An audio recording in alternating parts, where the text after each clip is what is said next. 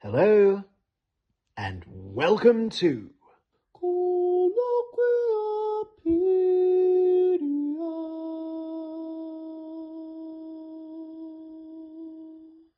Hello, and welcome to Colloquiapedia, the short, sharp show making the complex comprehensible. Each episode, we take a popular word or phrase from the contemporary zeitgeist and attempt to understand it in a little bit more layman's terms. This week, we're looking at democracy, a phrase that is topical right now on both sides of the pond and indeed around the world.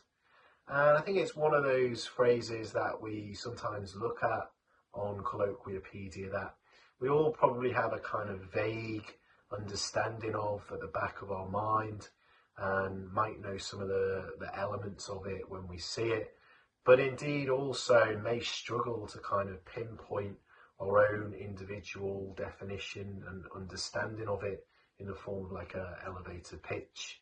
You know, many will know that democracy emanated originally from ancient Greece and indeed ancient Athens around the 6th century BC.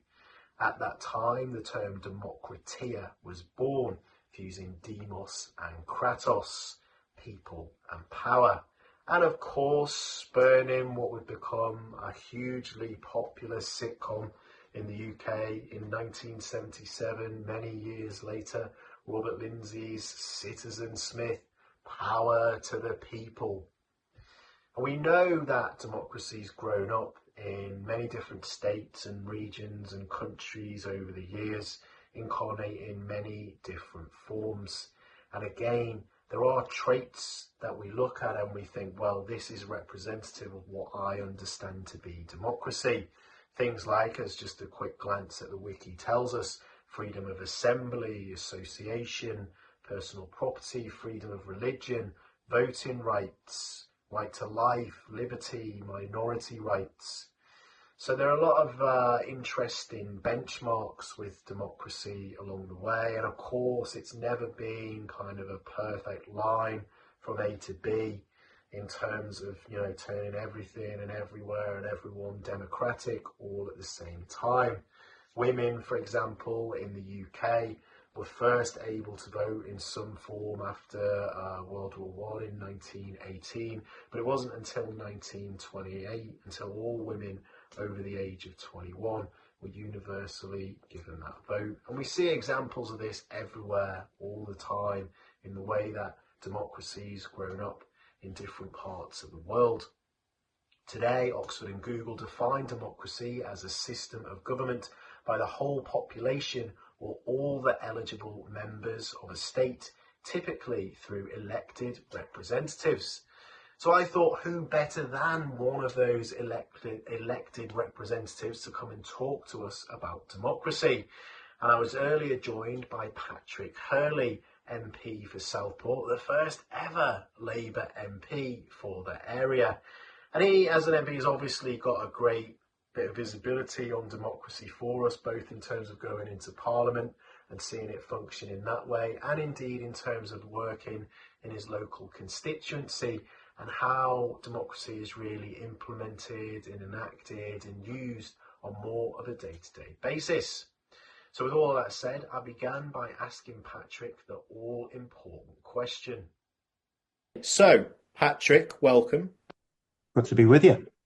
Many thanks for joining us today. And I think the easiest starting point, as always, is if we just dive straight into the term, and I'll ask you the question, what is democracy? How can you possibly begin to answer that in the time available to us? What is democracy? At its core, it's a way of deciding things.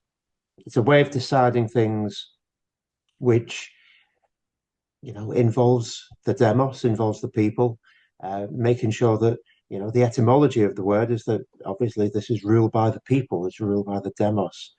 How we define it in the modern day is this is a decision-making process whereby the people of the country get to decide on a representative democracy basis who makes the laws, holds us to account, and then eventually they don't like what we do, they get rid of us.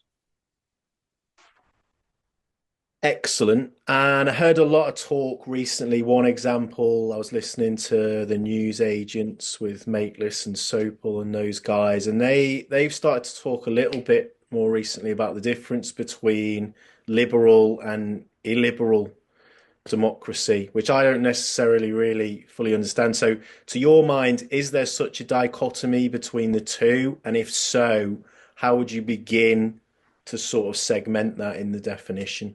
Okay, so this concept of illiberal democracy, it's a misnomer. It's a contradiction in terms, is what it is.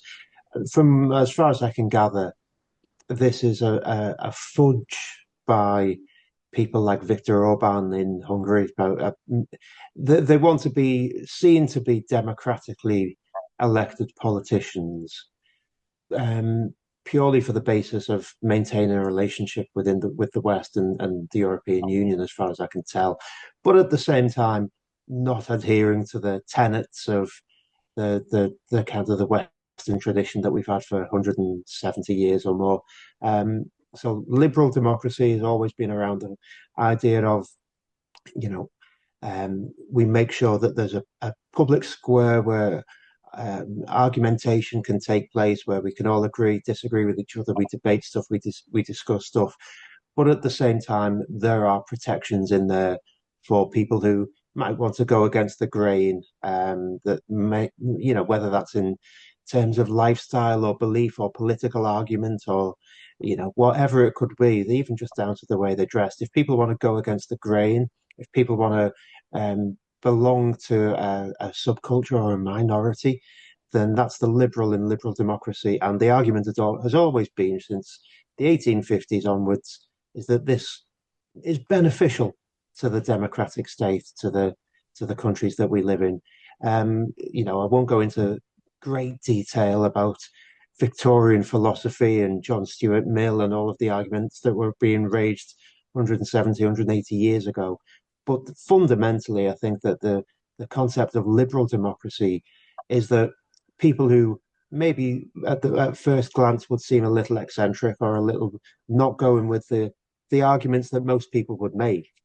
That, if you think about them, if you test them and stress test them and put them up to scrutiny, in many ways they are good arguments, and in many ways that people should be allowed to live their lives the way they want to live them. When so many people in the 1800s might be looking at Ouija boards or ghost readings or whatever it would be, and they say this is the truth, and obviously it's not. But out of that came things like how we learned about electricity and how we grow our economy and how we make sure that we adhere to the ideas of progress. So as for what illiberal democracy is, I believe it's about democratic politicians cracking down on minorities and cracking down on the people that don't fit in and cracking down on all of the stuff that they don't want to see personally. It doesn't appear to go with the idea of democracy. This illiberal nature of people saying that they are Democrats, but they are by nature illiberal. Well, they're autocrats. They're not Democrats. It's a load of nonsense as far as I can tell.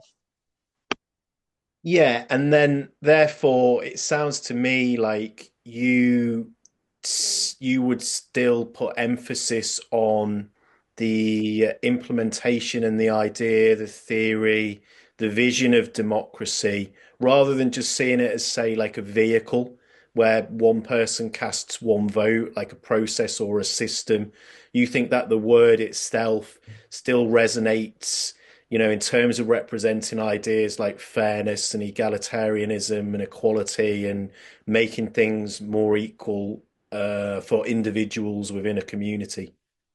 Yeah, so one of my guiding lights is that we need to look to extend freedom and liberty. And the best way that I think that we can do that is by having a strong traditional social democratic state within a liberal democracy. What we've got at the minute is a system that has its faults, don't get me wrong, but it has been proven to be a good guarantor of the freedom of the individual and the freedom of people and the liberty of people to get on in life.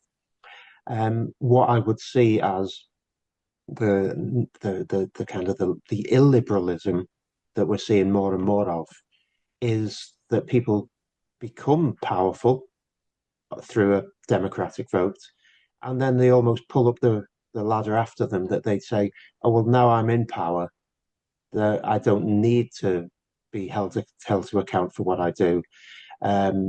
We've seen so many kind of fake elections almost, where people have been saying, "Oh, I've received 95% of the vote in whatever rigged election they've said that they've undertaken." You know, the latest one of these was only a few weeks ago in Georgia, and these are politicians that achieve power in the first place, often through legitimate means, but they use that power to cling on, and they use that power to cling on, and they cling on through um, through putting other people down, through making sure that the power dynamics are such that they retain all the power, and that they're not able to be held to account by an opposition or a media or by the general public. They neuter the parliamentary system or the democratic system, and that's probably what illiberal democracy is. And I want none of it in this country. Thank you very much. Indeed. So I have to ask about first past the post versus Yeah, proportional representation, because again, it's something that I sort of think I know about, but you know, if you asked me to give you an elevator pitch on it or a firm definition, I probably couldn't. And I think that the youth, especially, seem to be a lot more aware about the differences between first past the post and proportional representation. So, could you maybe just summarize for us, maybe please, the differences between the two and why perhaps maybe there's been such a clamour to go for one or the other? yeah. So in this country, right? So forgive me if I'm teaching your listeners and your viewers here to suck eggs, but this country, we've got 650 MPs. We each represent a different constituency in Parliament, and the way that we get elected is within that parliamentary seat within the constituency. The person that gets the most votes wins. Um, Now, that means that in some seats you can get 50, 60, 70% of the vote and win, but in other seats you might only win with 25, 30%. That's because the other people you were standing against got even less. And that's a first past the post system. We saw, we see in first past the post that often it provides for strong government, but we also see that it's very unrepresentative at times. Um, Landslide majorities of the sort that we're currently having in our parliament in 2025 are really reflective of the votes that were actually cast. What they're actually reflective of is the well targeted nature of the campaigns and the politicians themselves. The the counter to that is the proportional representation systems, and there isn't just one thing which is proportional representation. There are, 57 varieties of different PR and different types of proportionality to the voting system. The one that I prefer is that we would retain a constituency-based system, and the reason I'd want to retain it is that I'm on your podcast today as your local MP. If we didn't have constituencies returning local MPs, you wouldn't know which person to get in touch with. You wouldn't be saying, "Oh, well, this is the member of parliament for Southport." This would just be a random member of parliament who's been elected on a block basis for the whole of the Northwest, or in some cases for the whole of the country. And so I think it's really important that MPs retain a link to their local area, and that they can actually say, I am the member of parliament for a specific town or a specific rural area or countryside. But what I would do is, whilst I'd retain the constituency link and I'd retain the MPs having that local area that they're voted from, I'd change the way that they're voted in. So I'd have a list system whereby instead of just the person that got the most votes was elected in, I'd change it so that you actually ranked all of the candidates one down to however many there are. And people would be eliminated on a round by round basis, and their votes would be transferred through to the next person up on the scale. And that way, you would have to always get at least 50% plus one of the vote in your constituency in order to be returned. I think that that would be a much fairer way of representing people's interests and representing the nature of what people want to see in their parliamentarians. One of the reasons is so many people internalize the fact that they might live in let's say, a Labour or Tory marginal seat. Now, their first preference might be that they want to vote Lib Dem, but they know that if they vote Lib Dem, it's wasted because it's always going to be Labour or Tory, and then they internalise it and they say, well, my second preference might be a different party, but I'll vote for them first because I don't want to waste my vote. Similarly, in a Lib Dem Tory marginal, their first preference might be Labour, but they don't vote for the Labour Party because they similarly don't want to waste their vote. They cast it for somebody else instead. With a list system, with an alternative vote system that I'm proposing, what we'd be able to see is people would, in the first instance, be able to vote for their top preference for their first preference, and if that candidate is then eliminated on the first round, their support then goes to their second preference and their third preference and fourth preference, etc., until somebody gets at least 50% plus one of the vote. It's a much better way of making sure that people's views are represented. It's a much better way of saying that people don't waste their votes. And as well as that, I think, and this is important in the context of the previous conversation about illiberal democracy and the autocratic nature of some of the candidates that we see across Europe, is that I think actually if people had to get 50% plus one of the vote, a lot of the people on the fringes and on the extremes wouldn't be able to achieve 50% plus one of the votes. They'd be limited to the 20-25% ceiling. And that way we'd get better quality candidates, better quality MPs, and we'd have people who would be having the interests of the people at heart rather than playing political games for their own purposes. And that was I was going to ask then about that is do you think that just by virtue of having a more robust kind of in-depth system of that nature, by default that safeguards against populism a little bit and it becomes one of the tools that we can use within democracy to kind of to try and safeguard against some of those more populist anomalies sometimes? Yeah, I think you're spot on there. I think that you know the we see the dangers of an overly populist approach where people pretend there are easy answers to complex problems, and it doesn't make for good headlines. But there are very rarely easy answers to complex problems, and we've got a hell of a lot of complex problems in the United Kingdom right now to solve, and none of them are going to be solved by people going on social media and spouting the odds and talking like they know what they're on about, even though they've only got half the information they need to base their opinions on. So I think this could be one of the tools in the toolbox to counter that argument. It won't be a magic wand and solve the issues overnight. But in amongst the other pieces of the jigsaw, I think it'd be really important to make sure that in addition to everything else that we can do to make sure that to get the country back on track, change to a more proportional basis of voting within a constituency context would be assisting there, and I think that we'd be good to have it. Until you put it there like that, I hadn't, because I'm probably always trying to think of ways to help the more rational, centrist kind of policy-driven debate fight back a little bit against the sensationalism. And until you'd put it like that, I'd never really looked at it as like maybe a tangible way of doing it. But I think, yeah, it could be a key component.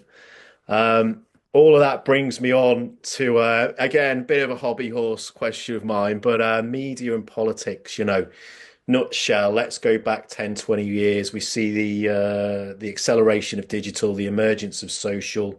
I, for one, jumped on that bandwagon very quickly, believing that, it was this great egalitarian wave that was going to sweep over us and give everyone a voice. To an extent, it did, and it has. To another extent, obviously, well, you don't even need to say make the argument. It's clear that it's had a detrimental effect in some areas on our democracy and our politics. So social media, how has it had an impact? Where are we now? And again, are there maybe any potential fixes or changes we can make going forward to wrestle the democratic approach back a little bit from media sensationalism? Quite big questions, I know. Yeah, No pressure there. So I will start. So you may remember there was this kind of cartoon or meme for getting on for 25 years ago, maybe longer. And it was entitled "On the Internet, Nobody Knows You're a Dog." Um, and there was this cartoon. It was a joke. Nobody knows you're a dog, and they've got this image of a dog with a keyboard typing away, and nobody knew. In reality, on the internet, nobody knows you're an idiot. Nobody knows you're Yeah, a you, you've got extreme opinions about the place of women in society or minorities, or you've got to abolish democracy. Nobody knows who is on the other end of the stuff that we're reading on our smartphones and on social media. They could be the world's best expert on all manner of things, or they could just be some random person off the street with very strong opinions, but absolutely no expertise or background in what they're spouting off online. We wouldn't put up with that in person. We wouldn't put up with that if we were in the pub and someone sat at the bar mouthing off at the loudest volume on topics they've got absolutely no knowledge of. Somebody would put an arm around them and say, "Hey, yeah, mate, sleep it off, have a glass of water, go home." yeah, On the internet, that we don't have that luxury on the internet. We don't know who these people are, and yet they're being treated almost as though these are oracles or sages with infinite wisdom. And really, in many cases, these people are just idiots. And if we met them in real life, you'd cross the street to avoid them. Um, when it comes to, I mean, it's not just social media, it's email as well. 30 years ago, if you wanted to speak to an MP, you might write a letter or you'd go and see them at a constituency surgery or you'd make an appointment or you'd phone them up and you'd speak to the secretary and you'd eventually get through. And there'd be a kind of a sense that there was a human connection there, that you'd given some thought to what you wanted to say, you wanted their assistance and what have you. What I get now is every morning I wake up, I'll get up at like 6 o'clock, 6:30, and there might be two or three emails that's come in overnight at 1 o'clock, 1:30 in the morning. And it's evidently, nobody's emailing their MP at 1 o'clock in the morning in the best frame of mind. yeah, They've been on Facebook, they've had half a bottle of wine, they've decided, I'll tell you what, I'm going to email the MP and give them a piece of my mind. And that yeah. happens night after night after night. There is no good comes of that. You can't get I can't get somebody in my office to respond calmly and rationally to somebody that all they're doing is being abusive at 2 o'clock, 1 o'clock in the morning. And yet people think that this is an acceptable way to engage, not just with politicians, but with anybody. I'm sure anybody in the public eye would get it. You see, sports stars or whatever it would be. And that if they're on Facebook or they're on Twitter or whatever these platforms are these days, just because they're famous, just because they're in the public eye, people feel like they're legitimate targets for their anger, and people need to very strongly realize it's not on, and they need to wind the neck in a little bit. I think is what they need to do.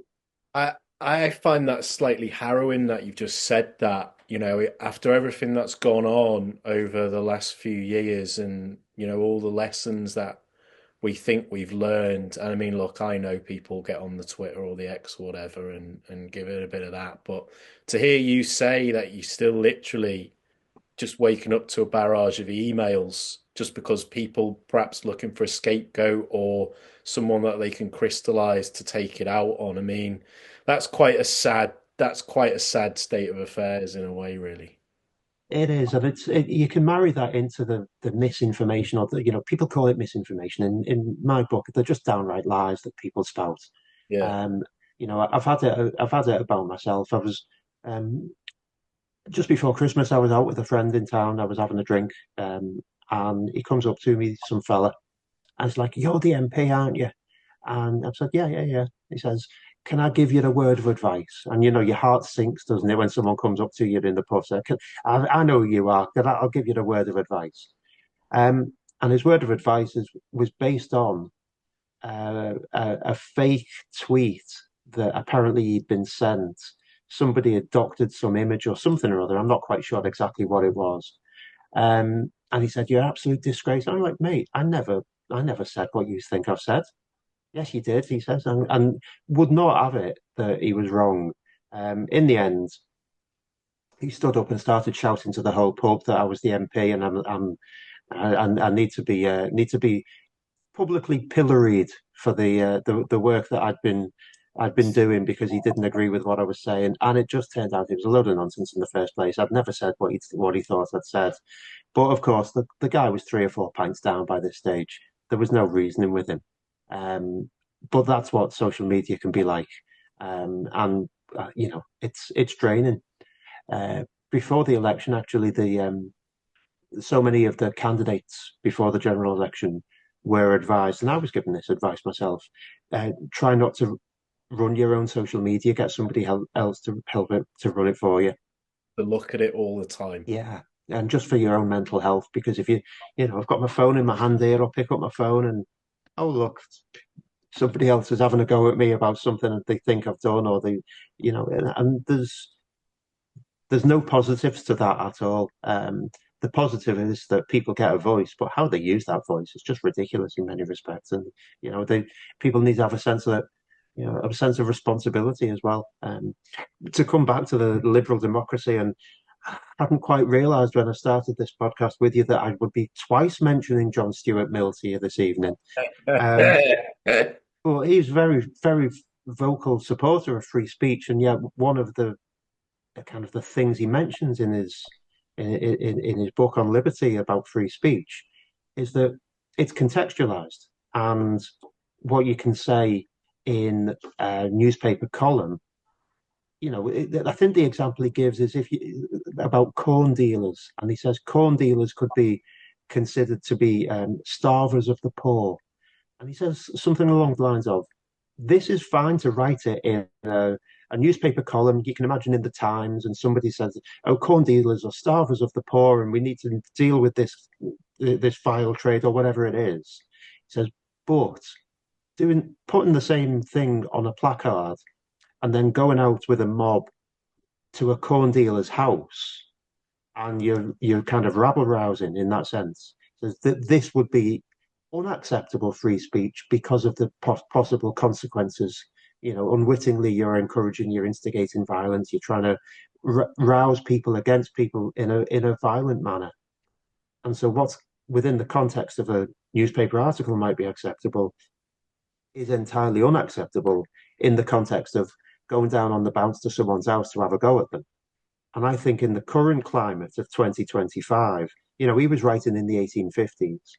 I think in 2025, making sure that you tag somebody in on a social media post so that they get a notification on their phone when they're at home watching the television is much more akin to going around their house on the bounce than it would be to having a newspaper column in a respected journal or something like that. And I think that we've lost sight of the fact that some responsibility needs to be taken when it comes to people articulating their perhaps less thought through points of view. 100%, and you articulate it extremely well from an individual MP point of view there, being on the front lines of what you see. And I think all of you guys going out, putting your head above the parapet, despite, that sometimes the fear that people try and instill in you to stop you from having a voice is exceptional. I think looking at it again from more of a media tech point of view, where that then takes on even larger connotations is when you do start looking at massive organizations or conglomerates or governments that they can literally turn an online mob against you like that. And so all of a sudden you go in from, the nutter in the pub to you could have literally hundreds of thousands or millions of people basically harassing you, bullying you, threatening you online. And I think that takes it to a whole new level of fear, and that's where it becomes maybe an even bigger threat now to democracy, is that people are in some circumstances just afraid. It's weird, isn't it? Like the people who want to say like maybe the good, rational, sensible things sometimes are a little bit afraid to do so. And the people who go in with venom and anger and don't necessarily give it a second thought and a bit vicious, they don't care. They throw caution to the wind and they go in. And I think again that just doesn't help sometimes. No, I think you're right. We've seen in 2025 as well, and over the last 6 months, we had riots in Southport back in the summer, and a lot of that was whipped up online by people who had almost self-radicalized through social media. Yeah. Um, the nature of the threat to democracy doesn't always necessarily come, I don't think, from formalized organized groups. In some respects, it comes from um, people on social media, people on kind of on the smaller channels that aren't the mainstream platforms, finding other like-minded individuals from their bedroom, from the comfort of the house, and egging each other on. Um, just a couple of weeks ago, we saw the conviction of someone instigating the Southport riot, and apparently he'd never been a member, never been a leading member of any organisation, but he'd managed to develop a following on his own social media platforms that he was using, and off the back of that, he then managed to get 250, 300 people into Southport to cause a riot. And this was completely unexpected. And I think the nature of the threat is evolving, is changing. And, law enforcement and crime prevention needs to kind of raise its game a little bit, I think, and get with the program there. And not just law enforcement, but democratic politics more generally. I think we need to be aware of these threats and make sure that we address the core root issues of people's dissatisfaction. Yeah, and again, that's where when you're saying about proportional representation and stuff like that, it's refreshing to hear an actual tangible, potential, pragmatic solution with a framework that could be implemented that might be one of those safeguards or ways to fight back against a little bit of that mob rule or whatever you want to call it online. And what the other versions of that are, I don't know.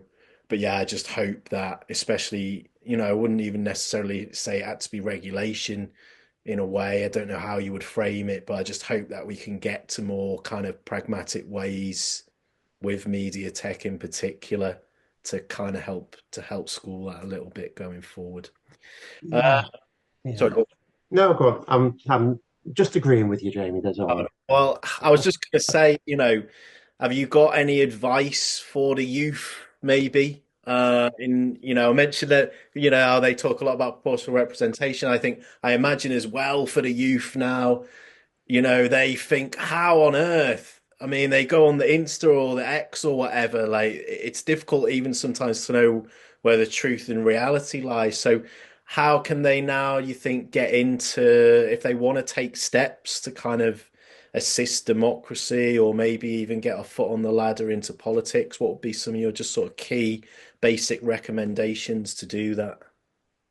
So far be it from an MP who's pushing 50 to start trying to give advice to the youth of today. If they're anything like what I was 20 odd, 30 odd years ago, they'll tell me where to go. Um, Having said that, right, so what I did, and this happy accidents for many reasons and many ways. Um, I went online and Googled how do you join the Labour Party. Right. That's what I did back in 2006, um, because I was living in St Helens at the time, and the council had just the Labour Party was in control of the town hall, and they just lost the council. And I thought to myself, well, they must need people to help out. So I decided to join, and I didn't really have much of an idea what I was going into. God help me. Um, and about 3 or 4 weeks later, I get this email invite to go to some meeting or other, and there's like half a dozen people there. And then the people who were there said, "Oh well, we've got our next meeting," and it was in a Labour club just off the East Lancs Road. Right. And so it goes to this meeting, and there's like literally 4 or 5 people in the room. I think I'm 28 years old, 29 years old. I'm the youngest person there by about 40 years. Wow. And I'm thinking to myself, what on earth have I let myself in for here? So I don't know. There was something about it. I got the bug, and my advice to anyone who wants to help out in democracy is, yeah, you know, join your political party of choice and get involved and help out. And you never know what might happen. You might end up being a God help you an MP yourself one of these days. Well, you could be, I'm right in saying, the first ever Labour MP for Southport. Is that That's right? it. Yeah, that's it. So That's pretty good. first ever Labour MP for Southport. In a previous life as well, I was the first ever Labour councillor for Mossley Hill down in the south of Liverpool. I saw you at Mossley. I'm actually from Mossley Hill, and I didn't know Yeah, that you'd served down there.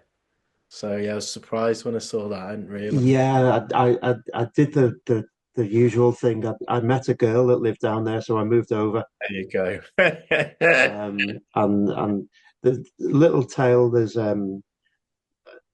was back in 2010, so I moved over to Mossley Hill to be with my girlfriend, now my wife. We've been together many years now. So, and I'm helping out campaigning for a friend. And she just says to me one day, "Have you ever thought of standing for council?" And I hadn't, and I didn't really want to. And she says, "Well, why don't you stand in Mossley Hill in that part of Liverpool? Because Labour Party's never won it. We don't expect to win it anytime soon.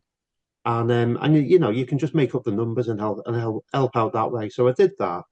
Um, and then very unexpectedly, on election night when we were counting the votes at 2 o'clock in the morning, far from not winning, I actually come home with a 700 majority. And I then spent the next 12 years as a councillor for Mossley Hill, which was completely unexpected. But I had a good time, and people maybe are looking at you can see I'm follically challenged these days. I had a full head of hair when I first got elected onto the council. I wouldn't recommend it to anyone. And have you got any tips for Labour MPs who want to get elected in traditionally? No, you don't have to. You don't have to answer them. Nah, I don't think they're doing all right by themselves. These people, they don't need me to give advice. There you go. Well, Patrick Hurley, thank you so much for that. Thank you for joining us and a good range of topics to speak about there. So very useful indeed. It's been a pleasure being with you this afternoon. Thanks for the invitation. Thank you.